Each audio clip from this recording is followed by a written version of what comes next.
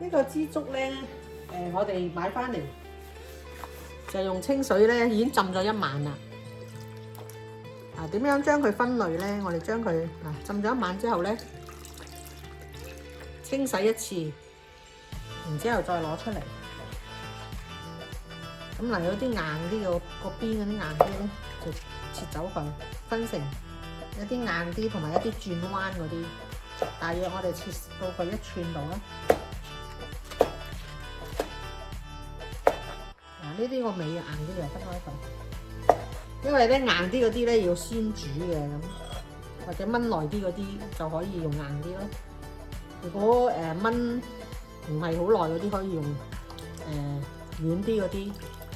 同埋如果愛嚟炒或者咩咧，可以切細啲，切絲好似啲咁樣，可以將佢切絲攞出嚟再切絲咁樣嘅。轉彎嗰啲，呢啲係轉彎嗰啲比較厚嘅啦，我哋將佢切出嚟。轉彎嗰啲就切細啲半寸到，係啦。咁轉彎同厚嗰啲咧，就將佢分類啦。